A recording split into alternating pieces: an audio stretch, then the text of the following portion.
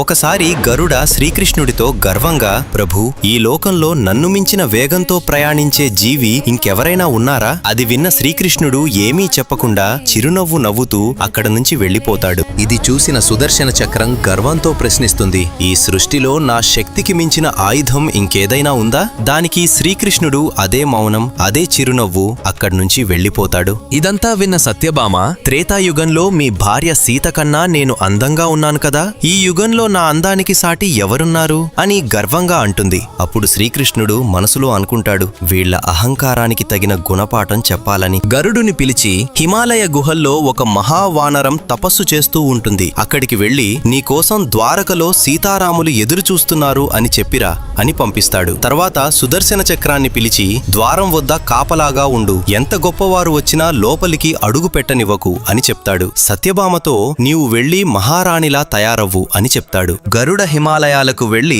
హనుమంతుడితో శ్రీకృష్ణుడు చెప్పిన మాటలను చాలా గర్వంగా చెప్పడం మొదలు పెడతాడు. ఆ మాటలు పూర్తవక ముందే హనుమంతుడు గరుడ కంటే 1000 రెట్లు వేగంగా దూసుకెళ్తాడు. అది చూసి గరుడ ఆశ్చర్యపోతాడు. హనుమంతుడు ద్వారక చేరుకుని రామునిలా ఉన్న శ్రీకృష్ణుడి ఎదుట వాలిపోతాడు. అప్పుడు శ్రీకృష్ణుడు అడుగుతాడు, ద్వారం వద్ద నిన్ను ఎవరు ఆపలేదా హనుమా? హనుమంతుడు చిరునవ్వుతో, స్వామి, ఒక చక్రం ఆపాలని చూసింది, కాని దానితో యుద్ధం చేస్తే మీ దర్శనం ఆలస్యమవుతుందనిపించింది, అందుకే దాన్ని అమాంతం మింగేశాను అని సమాధానం చెప్తాడు. హనుమంతుడు సత్యభామ వైపు చూస్తూ, స్వామి, ఈ చెలికత్తె ఎవరు? నా సీతమ్మ తల్లి ఎక్కడ ఉంది అని అడుగుతాడు. ఇలా శ్రీకృష్ణుడు, గరుడ, సుదర్శన చక్రం, సత్యభామ గర్వములను ఒక్క హనుమంతుడితో సమాధానం చెప్తాడు. జై శ్రీకృష్ణ అని కామెంట్ చేయండి, జై బజరంగబలి అని రాయండి.